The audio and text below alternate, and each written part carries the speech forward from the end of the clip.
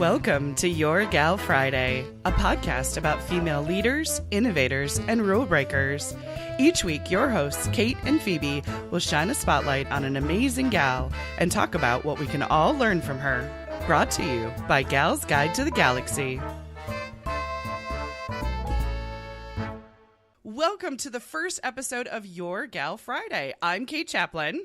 And I'm Phoebe Freer. Today, we're talking about a gal who created the framework that would make movies last over 100 years. Her innovations include being the first to tell a story on film, first to use sound, first to feature interracial casts. She created the music video, and she was the first female to run a studio, which was the largest in pre-Hollywood America.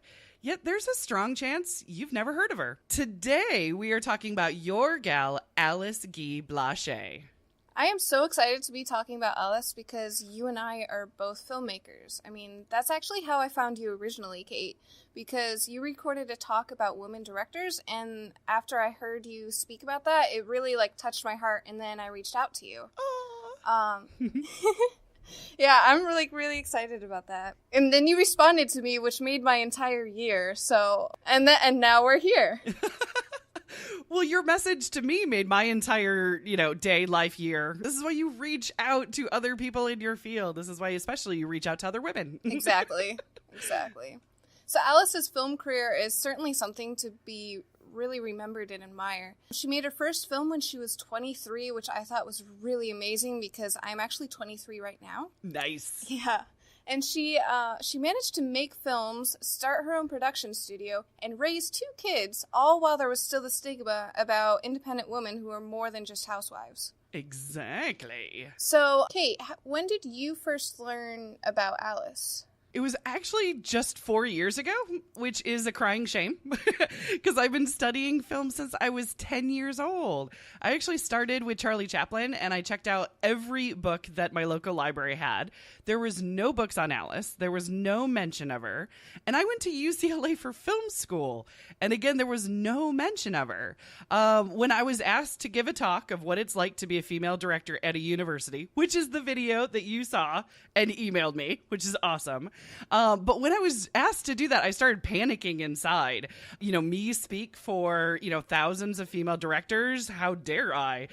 So I started to look up the female directors before me to kind of glean some wisdom from them. And that's when I found Alice. And so that's adorable. We both kind of found her around the same time. So Phoebe, where did Alice grow up? So as I was researching Alice, I thought it was very interesting to find out that her parents were actually from Chile. And Alice was the 5th child, though, and her mom was desperate to have a child born in France for some reason. She wanted a French child, and Alice was her last child, and Alice's mom was pregnant. They traveled to France, and Alice was actually born in Saint Maud in France. However, soon after she was born, her parents had to travel back to Chile, so they left Alice in France with her grandparents, which I guess is cool. I mean, happens. So when she was about 3 or 4, she went back to Chile with her family, and so there she learned Spanish. So she knows French and Spanish at this point, which is pretty amazing for a child, in my opinion. Oh, yeah. Alice's father owned a bookstore, which I thought was really cool because that means she already had some kind of background in storytelling. So when she was 6, she moved back to France for school, and she went through school for quite a time, and then her father's bookstore business kind of fell apart. After that, she kind of went to a more affordable school, and then she went on to find a job so she could support herself and her mother. Her job was actually, she trained as a typist and a stenographer, which I also find interesting because there's this ongoing connection with her in technology and writing and storytelling. She's always has this growing connection with that. I personally think that some people were just simply born to be filmmakers and then that we foreshadow our own lives. And I really feel like Alice did that. Her father was a bookstore owner. She started out writing.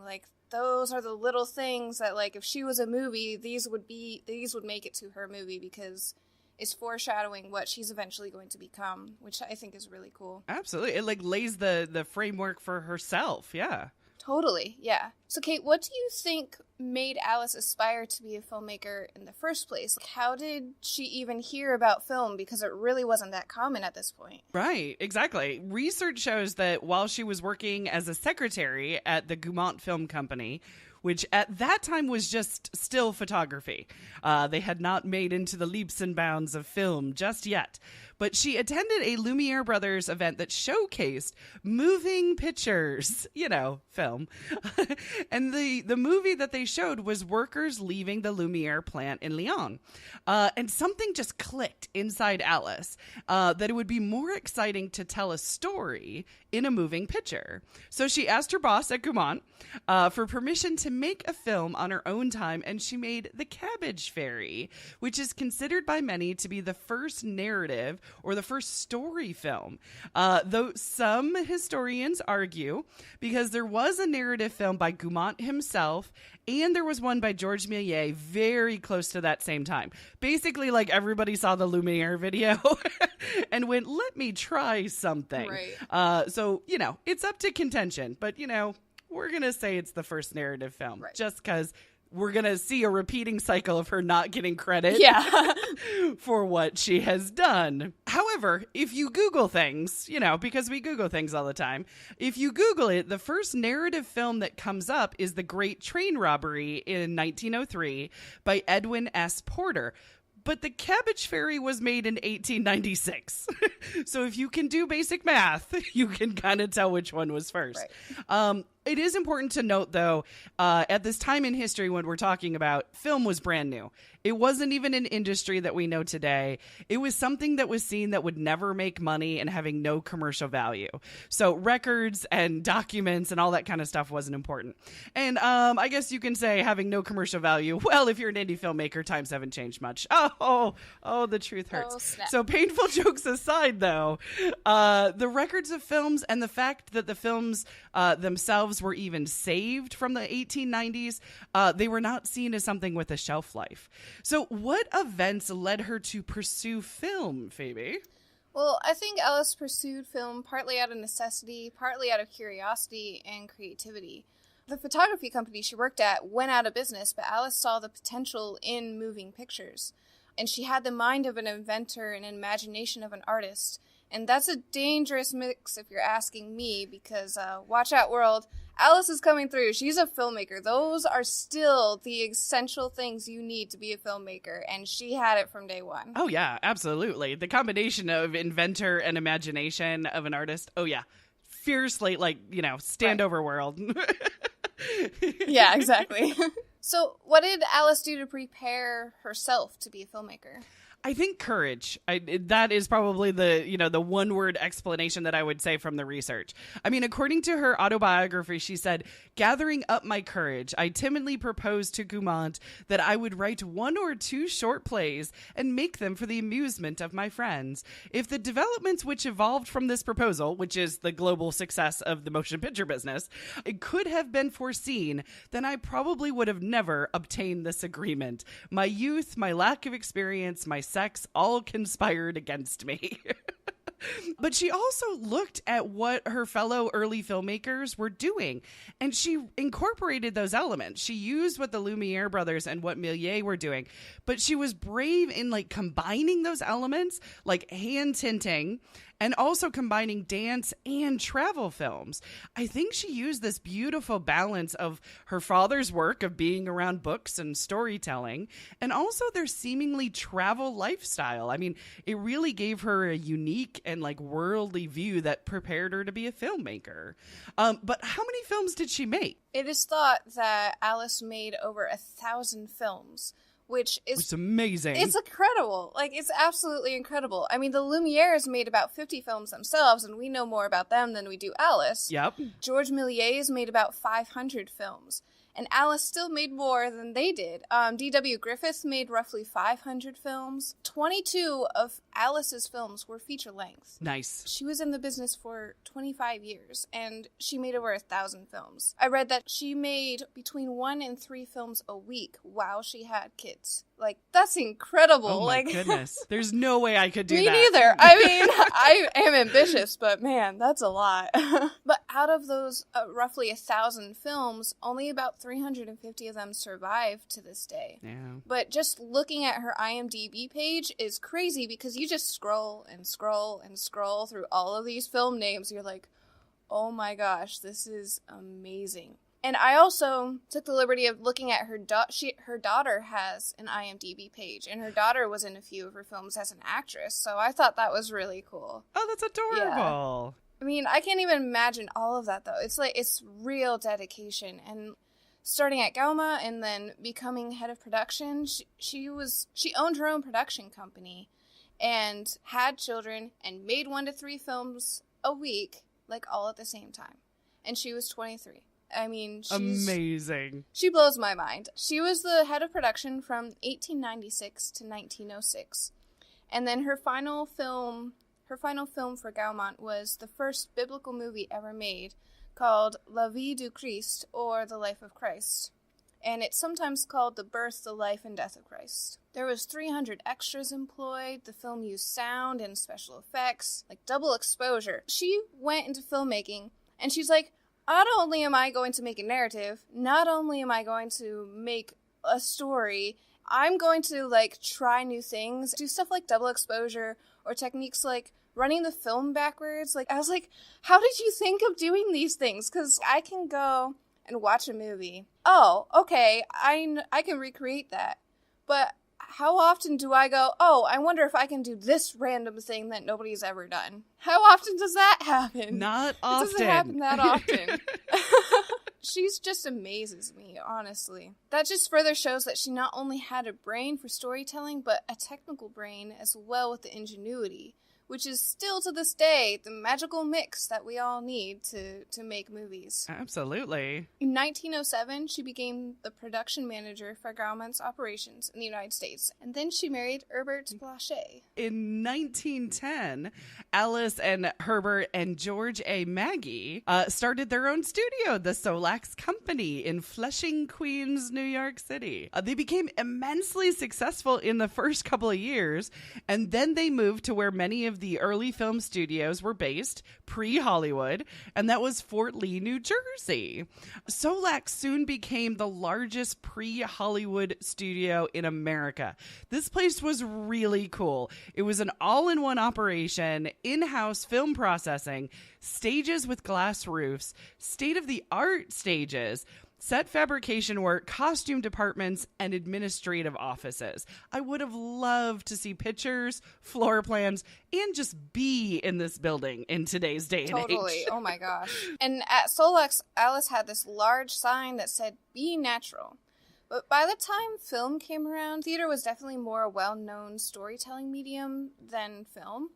And as you may know, when you act in theater productions, you have to over-exaggerate everything so that the audience can read it. But on the flip side, you don't need to exaggerate anything on film because the camera picks up every last detail. And somehow Alice instinctively knew this and was always telling her actors to be natural and to fight the urge to exaggerate acting. And to this day, that's still difficult for some actors to go from stage to film because of the overacting. But Alice, maybe knowingly, maybe unknowingly, she formed the framework for modern acting and filmmaking today. Like, these techniques and ideas that she used are still relevant 100 years later. And she was a mastermind of film before they even existed. That's something that actually it makes me think of when I do look at films by Méliès and the Lumiere brothers. There's a lot of overacting. It really There's is, a lot of yeah. pantomime that's happening. Yep. But there was not in Alice's films. No. Another thing that actually totally amazed me about her career was her use of sound. In 1908, she succeeded where Gaumont failed in using the, I'm going to say chronophone, That's what I'm guessing is the closest way of saying it. I feel like that's right. Chronophone? Sounds about right. Sounds like it should be a song. Yeah, I think that's it. But a chronophone is a large, it's like a record-like disc, and it accompanies the image, but it wasn't just music. It wasn't basically somebody playing on a piano in the background like a lot of silent movies were. It was actually synced to the film, and it was not only the early predecessor to music videos, but also talkies. So now, when I was in school, I was taught that the 1927 Jazz Singer was the first feature-length film with synchronized sound. And I even quizzed my husband. I'm like, hold on a second, what's the first talkie? And he's like, the Jazz Singer. I'm like, oh, is it? Now, the technical fun here is that the Jazz Singer used the Vidya phone, basically. It was also a record-looking like disc that went along with the picture. So it's not that far off what Alice and Gaumont were doing with the chronophone in 1902. Not 1927, 1902. Right. It's crazy. Something that amazes me is like how hard she worked on her dedication and ingenuity, all before the film medium was popular. I know my own love for film and yours too, Kate. I know how creative and inventive you have to be while also doing what is best for the story. Yeah. And I understand the collaboration that's involved, and you have to understand technology, and Alice really, really did all of those things. And she got her hands dirty and she tried new things, just like you said, Kate, with the sound. Mm-hmm. She had to experiment and think with her own mind, and women really weren't expected to contribute as much as all that. She was also brave and adventurous, too, because she made a film in 1912 called A Fool and His Money, and it's said to have the first all-African-American cast. And it's about a man who saves up money to buy some fancy secondhand clothes to impress his girl's rich family. I mean, this is your standard story. I could see Charlie Chaplin basically being in this story. Right. And it's an adorable little 10-minute short. However, in the same year, there was also William D. Foster, who is the first African-American man to start his own film company. Now, he released and directed an all-African-American film as well called The Railroad Porter. So Foster was based out of Chicago, and it is really hard to say which film was first. But here's the thing. They were both revolutionary, they were both important, and both the films were very profitable as well. So many of Alice's films also featured interracial casts before D.W. Griffith's Birth of a Nation in 1915, which is generally what pops up on a search. Right. So Phoebe, what obstacles did Alice face while she was filming? Well, there was still this thought that women need to either be housewives or career women, but not both. Right. Well, Alice was pregnant with her second child when she started her own production studio, and she was both a mother and a career woman in film before it was popular. And I can only imagine how much grief she got for having both of those things at the same time. In that time period, it's still today difficult to do that. I can't even imagine what it was like then. Yeah. Well, being pregnant and filming, it totally speaks to me. Because for my second for real movie, basically I always call my for real movies are ones that I intended to show a public audience. That makes sense. Otherwise, I was just kind of making them on my own. But for my second one, I was actually pregnant with my second daughter. There are times kind of looking back that I think that on that on that set, everybody was the nicest to me. And it was simply because I was pregnant. In retrospect, I actually wish that the films that I made while my daughters were in their terrible twos, I wish everybody would have been nicer to me because I felt like I actually had a lot more stress going on then. But those were indeed rougher times than pregnancy. When you're pregnant, you're just more mindful of going with the flow, not getting too upset or stressed. It happens, but you feel like you have more accountability just to kind of take it slow and go with the flow. Also, I don't know if this is true to Alice, but my kids motivated me. They were on my sets. They saw the work that I did and how hard it was and how rewarding it was. So when I was away on set and they weren't with me, they at least knew what my day-to-day looked like. And I don't think many kids get to see what their parents' day-to-day job looks like. Totally.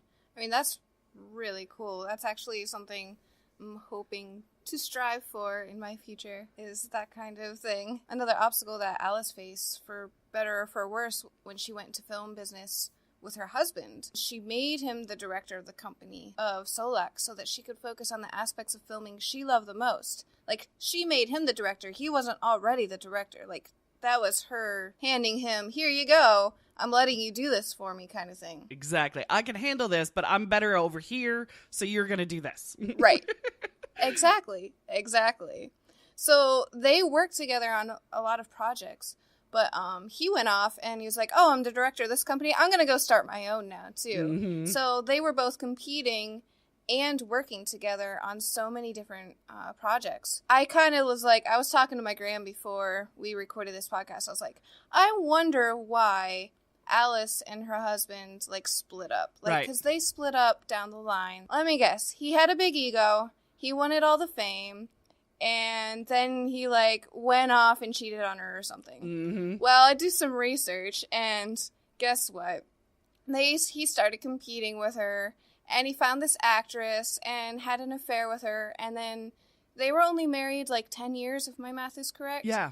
And he went off and left his wife and children, and they went off to Hollywood while she stayed behind, and I don't know. It makes me really sad because she did all of this amazing things, and then the ending to her, at least her marriage, was so cliche when it comes to filmmaking. It's like, this is what always happens. Like, it's so sad. You know what's ironic, though? It was so early on, it's kind of like they created the cliche. They did. It's like, how did you do that? It wasn't a cliche then. Right. Apparently there's something in filmmaking from the very beginning. Right. That if you have two creative people, two actors, two directors, two writers, that for some odd reason there's going to be another person in the mix. Exactly. Like, there's always conflict. There's always, like, something happening. I couldn't believe it. It's absolutely sad. Yeah, oh, it goodness. really is. But I relate to having a husband in the mix, though, because, oh my goodness gracious.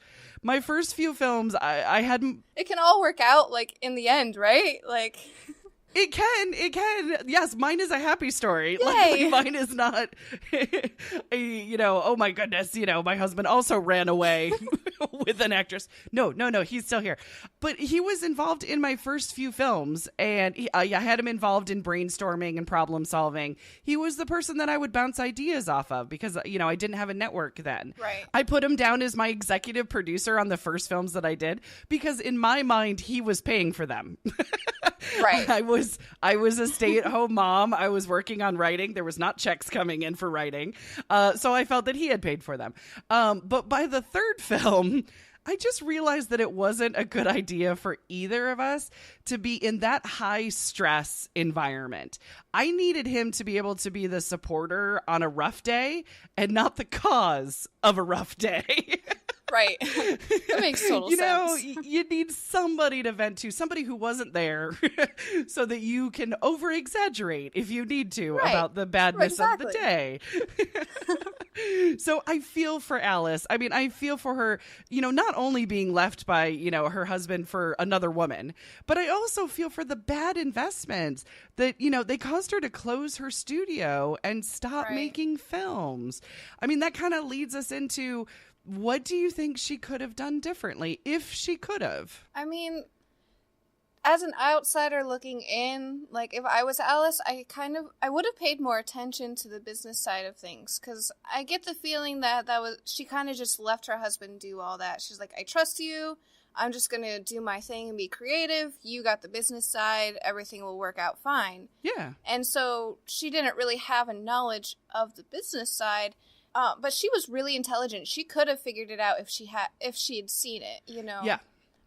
So if I were her, I would have tried to be in charge of her own finances and not just rely on her husband. And maybe she wouldn't have lost so much because, like you said, her husband left, and then before the divorce was finalized, she made her one final film, and then she was done. She didn't make any more films, and she lived to be 92.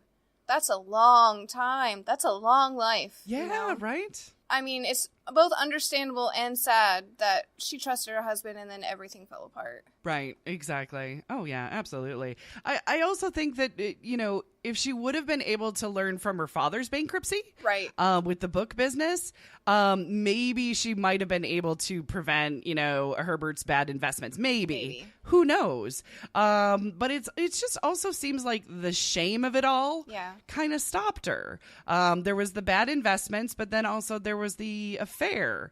And if her relationship was still good with Gaumont or maybe even another film company, they could have helped her out. Right. They could have either helped Solax keep going like a partnership, like a lot of film companies merged. But also she could have gone to work for another company. She did try to have a comeback in 1927. But the film world had become financially successful by then, and that meant very little room for women in positions of power. So then, one question, which, we also don't know, but we can talk about and speculate is, did she know her success that when she got there? Did she have to have somebody to tell her? Did she ever really know the success and the impact that she would have?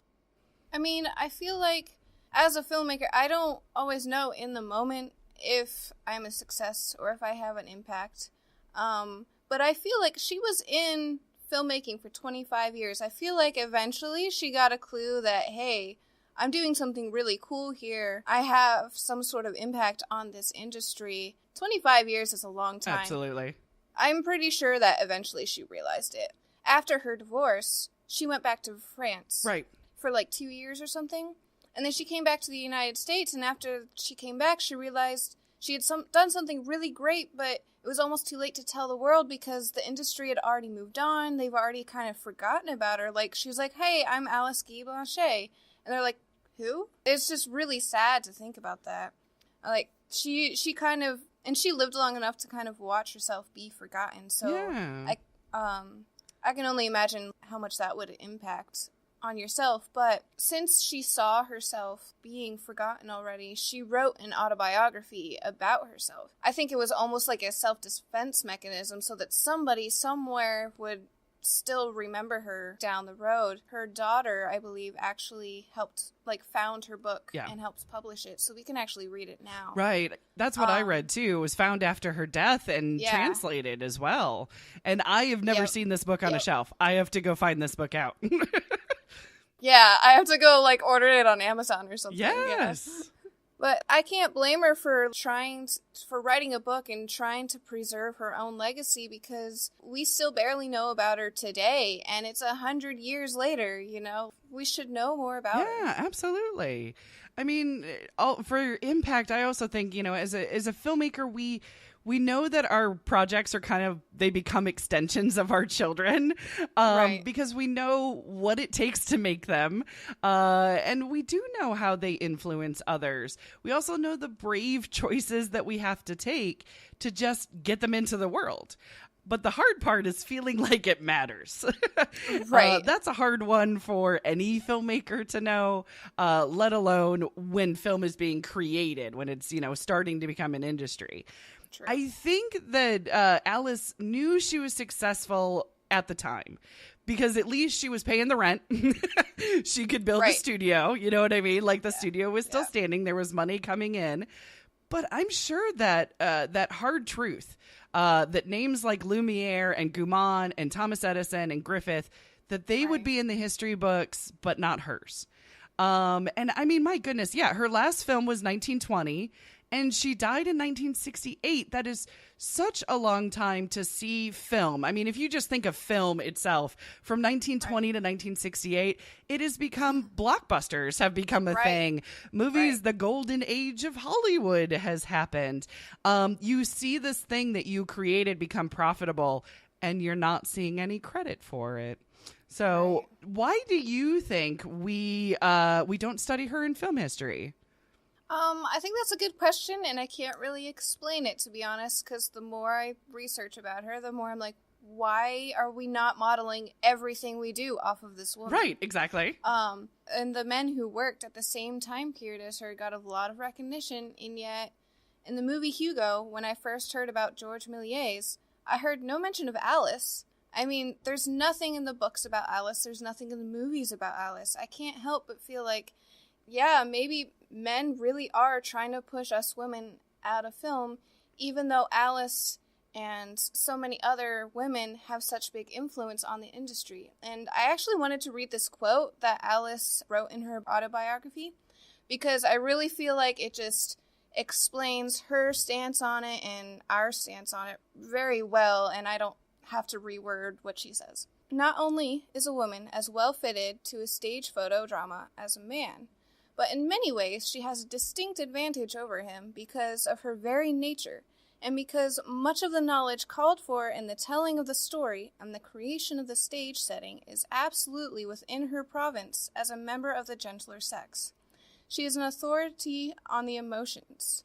There is nothing connected with the staging of a motion picture that a woman cannot do as easily as a man. I feel like that's just extremely powerful. I love it.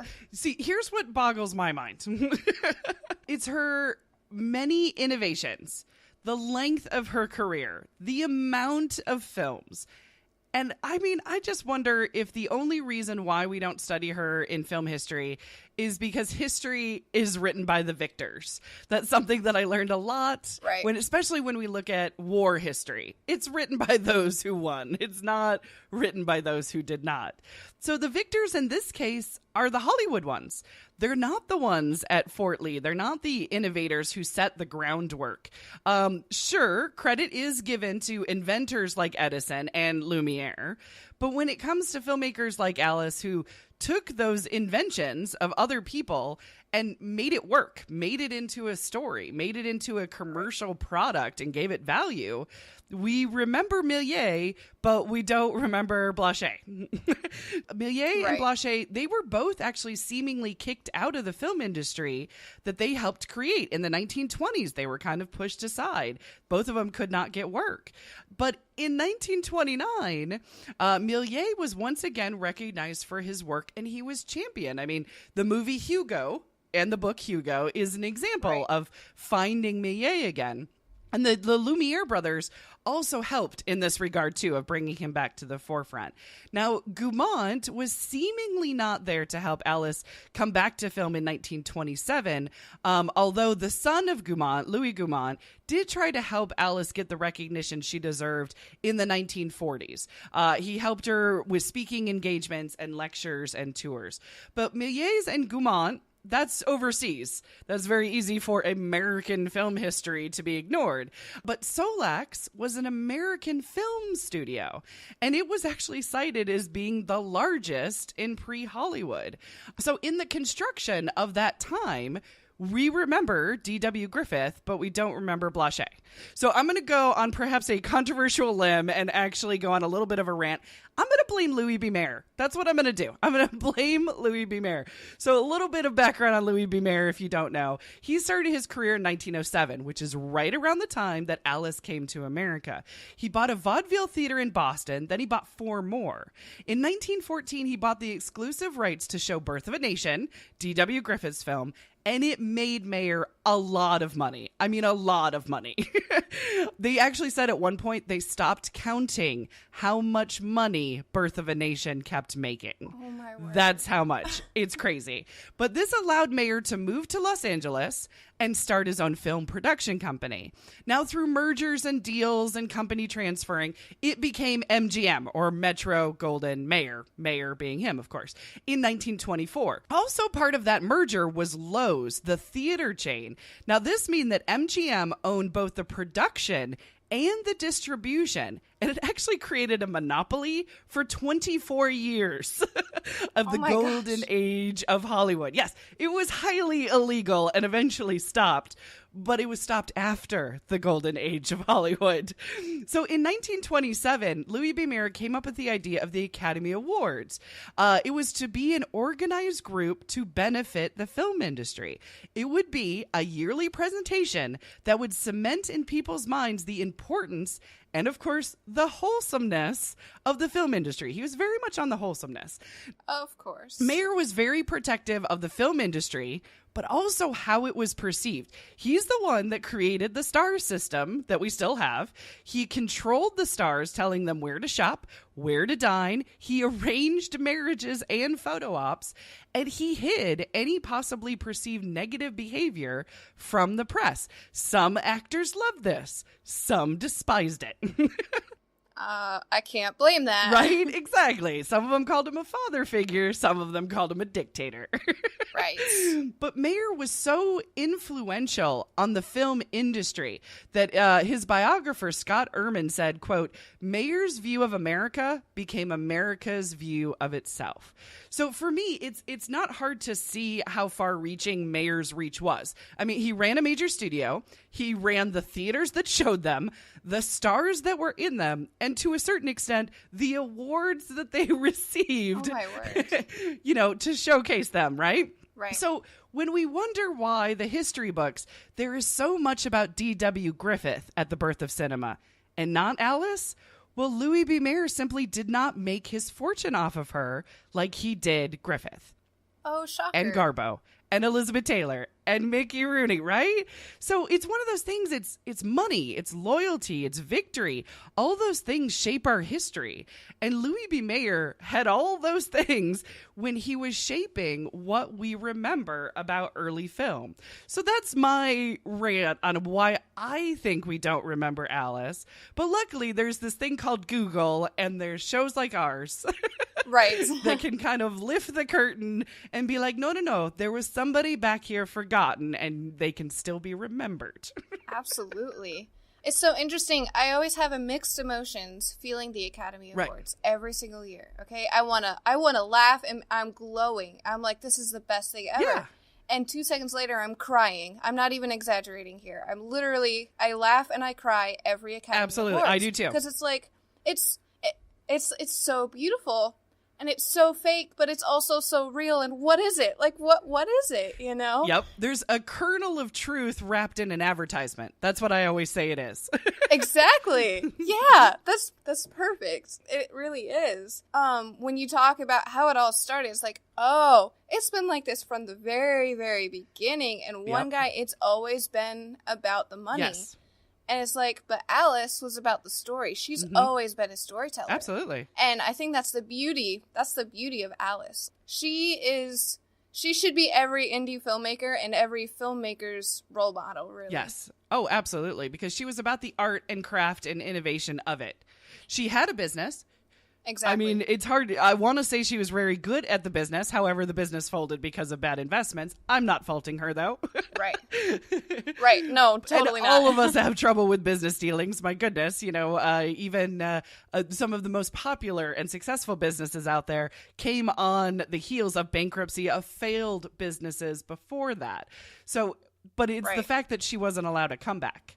To be able, that's kind of the difference. That's kind of the sexism that's in there is she snuck, I wouldn't even say she snuck herself in. She saw an opportunity, and because there was no money in it, she was given an opportunity. But once she was out and there was money in it, that door was closed. And that's pretty sad. Yep. Yeah, like, really, guys? But when we're thinking about it, what do you think the kind of legacy she wanted to leave behind? In her autobiography, which I haven't read all of it, but I have read, clips and things from it, though. But when she talked about seeing Lumiere's first film, of the workers just simply leaving a factory, she said, I thought I could do it better. So for me, I kind of think that that's the legacy she wanted to leave behind. Just take something that had so much untapped potential and just make it better. And I think that is beautiful. It really is. I think you're so right. I think she just wanted to show how versatile and how beautiful film can be. Yeah, absolutely. So what legacy do you think that she actually did leave behind? Well, for me personally, she left behind the encouragement to dream and to create. She gave me the hope for the future. And these are just kind of legacy things that she left behind for me personally. I mean, some people were born to do this, to be filmmakers. And I feel like I have a little bit of Alice in me. And on days when I feel like giving up, I'll just remember Alice and how she pushed forward for 25 years, raised kids, traveled the world. Literally everything I've ever dreamed of doing, Alice did. So I love it. I do hope my happily ever after works out better than hers does. But she left behind, despite that, great encouragement to me. She has this ongoing passion for movies, and I never want that to die. I never want what she had to die. So hopefully we can live on that side of her legacy. Yeah, absolutely. I mean, I think for film fans who dig into history, that dig into the research, and for those who are just now discovering her, I think they're both going to find just an amazing legacy of innovation and of storytelling. I mean, she really did lay the groundwork for everything that we love about film today. I mean, she laid the groundwork for telling a story, not just turning on a camera and letting things happen.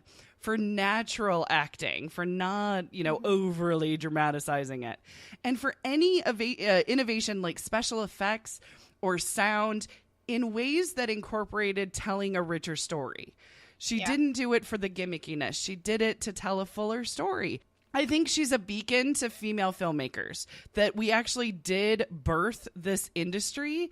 And we may not be in the history books or in film classes, but we existed, and our inspiration and the story is still there to inspire and to be built upon. So, I mean, my hope is that even though we didn't learn about, Alice in school, that the next generation of filmmakers, male or female, that they will learn about her, that they will know about her, and they will celebrate Alice Guy Blache. Absolutely. Do you have any final thoughts, my darling?